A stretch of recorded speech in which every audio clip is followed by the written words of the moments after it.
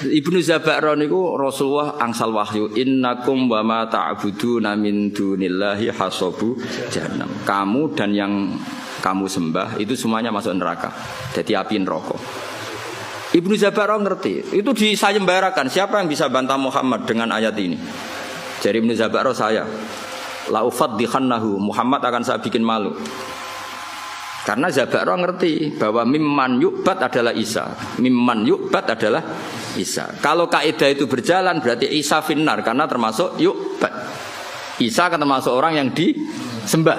Ya orang Nasrani kan Isa nasibnya kan termasuk orang yang kalau semua yang menyembah dan yang disembah neraka berarti Isa termasuk yang Nah, Ibnu Zaba'ron ngerti mesti Muhammad keberatan. Nah, Isa tak arani di neraka.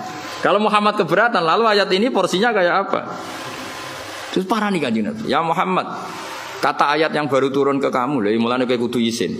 Wong Yahudi, wong ra Islam ae nek ana ayat turun Nabi dekne ngapal lho. Kok kowe sing Islam ra? Oleh muni yo fase. Ya Muhammad, nazala fika ayatu innakum ma ta'buduna min dunillahi hasabu fa kaifa bi Isa. Lalu Isa ini nasibnya gimana? Ini kan mimman yu'bad.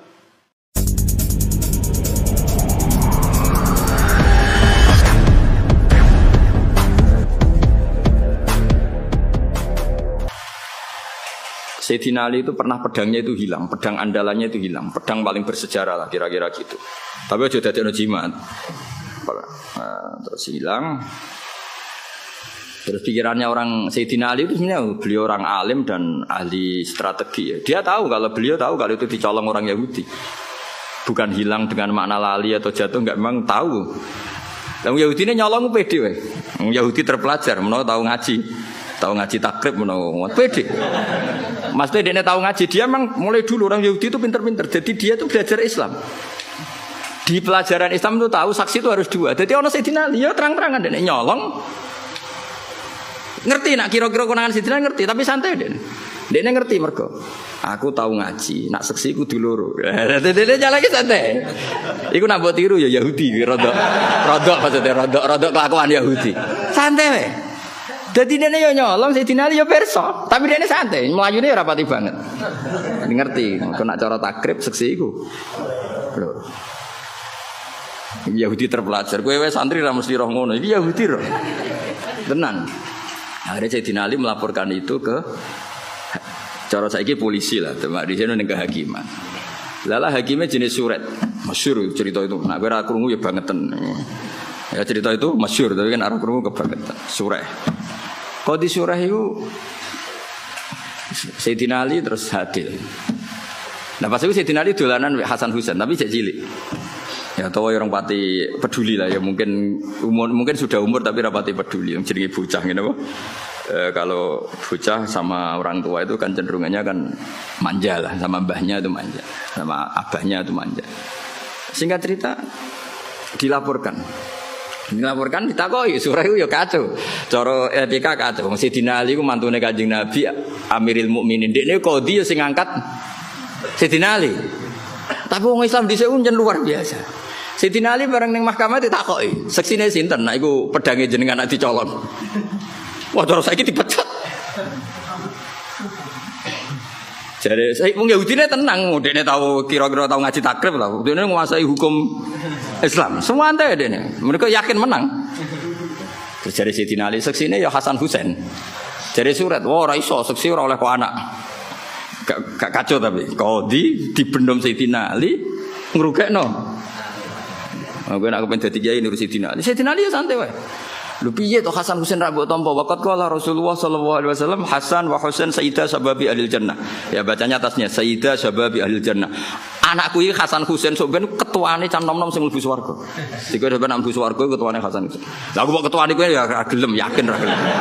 Wis pesek nasabe ra jelas ya ra gelem. Jadi sok ben ning swarga sing can nom-nom ketuane Sayyid Hasan Husain. Iya tapi dari Husairi Surah.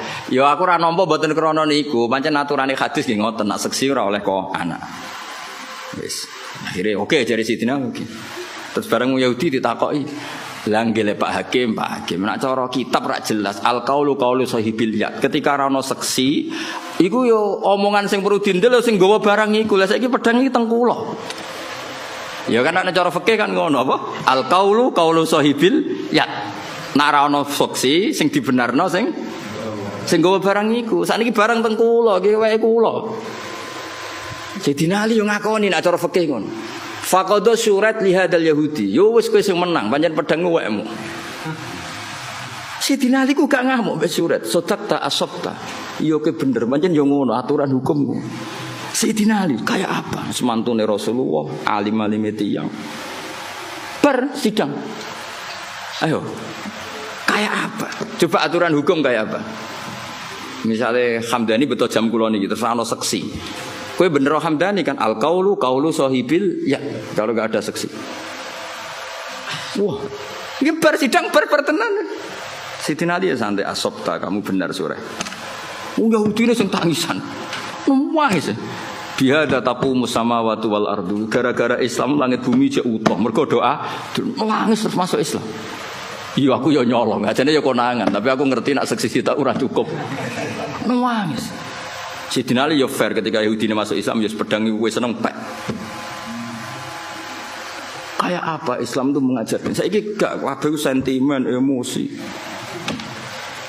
Kayak apa luar biasa.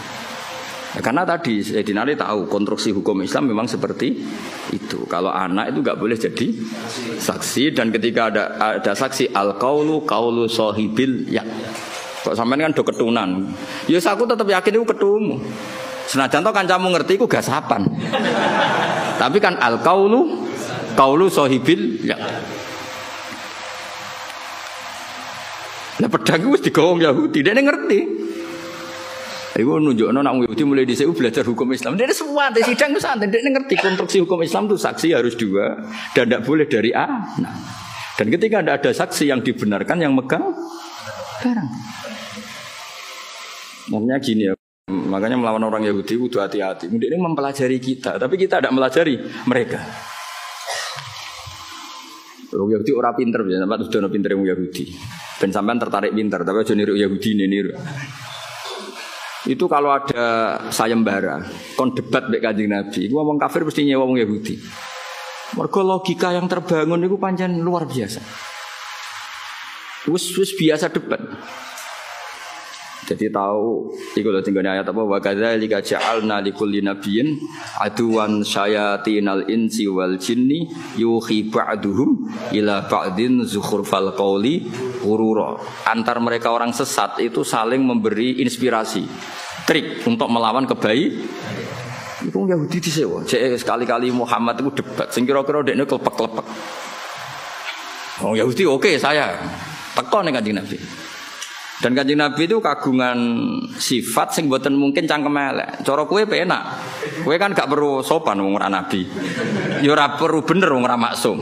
Problemnya Nabi itu kan harus bener terus. Takoke lugu Nabi tiyang apian. Mat, aku pe takok. Nak wedhus mati sing mateni sapa? Wedhus batang. Ya sing mateni Allah. Umpamanya nak batang mati kan sing mateni Allah. Agamamu aneh, Mat. Sing dipateni Allah orisinil haram, sing lewat tangan-tangan manusia malah halal. Ini lucu Mat, agamamu aneh. Piye iki? Cara kue ngalami iku kan yo ono pangan dhewe nuntalen. Tapi Nabi kan enggak mungkin seperti itu. Karena Nabi lam yakun fahisan wala mutafahisan. Nabi enggak mungkin ngendikan elek.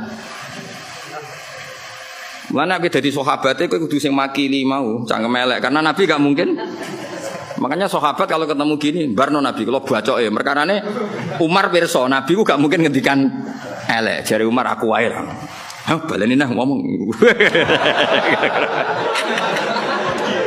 Jadi, lalu kalau bolak-balik matur, enak aku bela Islam cangkem elek aku wae. Mereka Nabi gak mungkin ngendikan elek. Masyhur Nabi kalau dikecewakan orang ya mental karena Nabi harus maksum. Biasanya yang menghentikan kuasar ya Umar terus beberapa sahabat. Nah, saya ini lebih gampang, santriku ini kan juara lah, ora usah diwarai wes. Lumpama kowe dadi kiai, ngalami seperti itu, Pak Yai, batang itu sing mateni Allah langsung, kok haram, sing disembelih manusa halal, padahal kelakuane penyembelihe kan ra karu. Cara kowe dadi kiai kan gampang, yo wis kono pangan kowe. Lah ya nak batangku halal ya pangan Entekno, tak pekno tapi. Tapi Nabi kan enggak mungkin ngendikan seperti itu, kasar seperti itu karena Nabi maksum. Beliau fi makarimil akhlak, ahsanan nasi khalqau wa khuluqau. Baik fisiknya ya terbaik, akhlaknya terbaik. Itu Yahudi. Makanya disebut wa kadzalika ja'alna likulli nabiyyin aduwan syayatinal insi wal jinni yuhi ba'duhum ila ba'din zukhrufal qawli ghurura. Jadi mulai riyen Islam ya dibuli lewat omongan-omongan seperti itu. Terus di Mekah juga pernah ngalami gitu. Juga didikan Yahudi, meskipun tidak Yahudi langsung tapi didikan Yahudi jenenge Ibnu Zabaro. Itu mereka belajar Islam detail. Yaiku Kanjeng Nabi keturunan wahyu.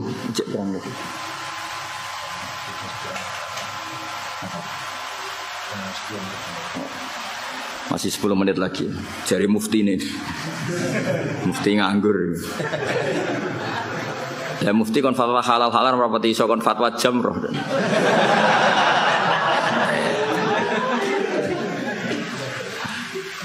Ibnu Zabaro niku Rasulullah angsal wahyu innakum wa ma ta'buduna min dunillahi hasabu jahannam. Kamu dan yang kamu sembah itu semuanya masuk neraka.